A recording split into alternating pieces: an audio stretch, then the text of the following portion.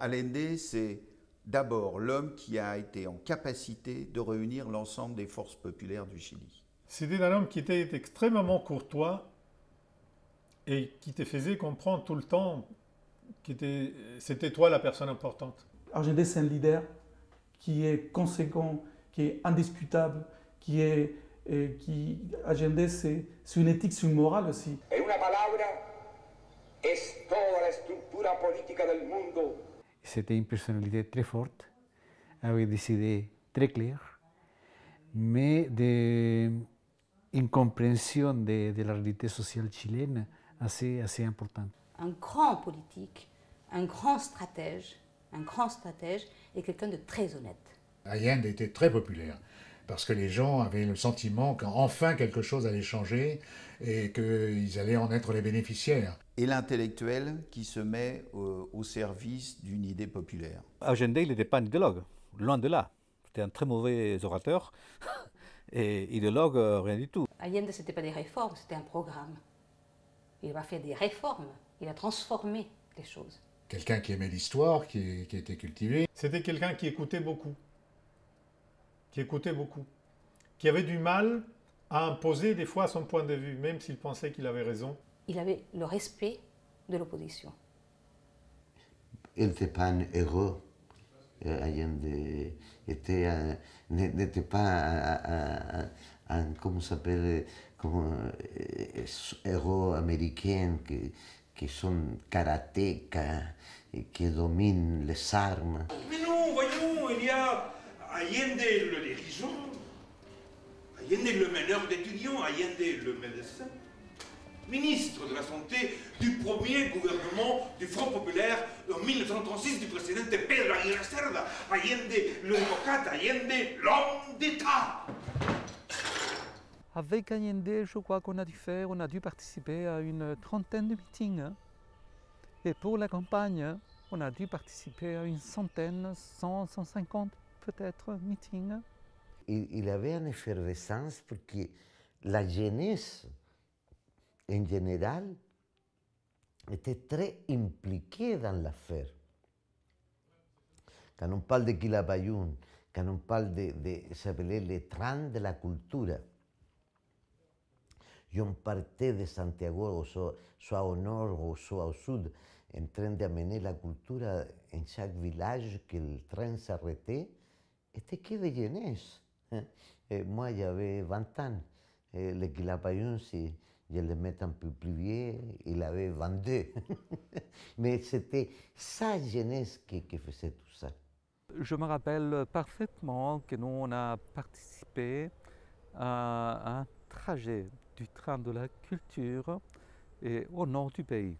C'est-à-dire, c'était un train qui, dans le nord du pays, marchait à 10 km à l'heure, tu vois, et parfois, quand on était entassés, tous les artistes, et musiciens, gens de théâtre, peintres et chanteurs, et les gens de cirque, des arts de la rue, des spectacles en général, on avait pris le train. L'idée, c'était de s'arrêter à chaque village, dans chaque ville, et descendre et faire un spectacle auprès de la population qui voulait bien se rapprocher. Tu vois, donc on n'était jamais loin du train. Mais on avait le temps de monter d'estrade, tu vois, et on convoquait les gens. Il y avait les gens des villes, tout le monde qui venait. Et il y avait, je dirais, un mot pour caractériser tout ça. Il y avait une symbiose passionnelle qui était extraordinaire. Dans une joie et dans un espoir magnifique, magnifique. Et on a commencé à travailler pratiquement à partir du 67-68 dans la perspective d'une élection d'un groupement de l'unité populaire, un groupement de partis de gauche. Donc moi-même faisant partie d'un petit parti qui a adhéré au programme de l'unité populaire, on s'est embarqué dans cet élan, dans cet enthousiasme. Allende, elle vit dans une époque, c'était une époque de la jeunesse planétaire, non? Allende, malgré que c'était un homme qui était plus âgé que la jeunesse chilienne, était suivi par une grande partie de la jeunesse.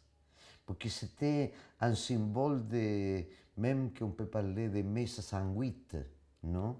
Et le mai 68, ce n'est pas passé seulement en Paris ou en France, ça passait dans le monde entier. C'était John Lennon en États-Unis, en New York, contre la guerre de Vietnam. C'est l'époque de Martin Luther King qui est assassiné pour demander le droit aux Noirs à être respectés. C'est l'époque d'Allende en qui ouvre les universités à les ouvriers.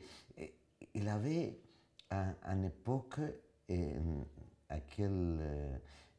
laquelle la phrase du Che, il faut être réaliste, il faut exiger l'impossible, était quelque chose qu'on faisait. On faisait au quotidien. Alors Allende m'a fasciné toujours parce qu'il m'a fait vivre un présent permanent. Il y avait un candidat, tu vois, un député socialiste, et le secrétaire général du Parti communiste, le secrétaire général de la gauche chrétienne, le chauffeur de salle, parce qu'on va gagner, c'est le meeting, c'est le triomphe, c'est le peuple, etc. Et maintenant avec vous, le groupe l'Inti-Mani qui chantait, et après maintenant avec vous, les Kilabayon qui chantaient. Nous chantions évidemment les tubes de l'époque, les chansons que tout le monde voulait écouter. Venceremos, venceremos, el pueblo unido jamás será vencido. La batalla, mírala, tout le monde, tu vois, en chantant ce type de chansons avec nous. Et après donc, le clou de la soirée, Allende, évidemment, qui arrivait 5 minutes avant, avec une escorte, tu vois, de la police en même temps, politique, etc., qui arrivait, qui faisait le discours final.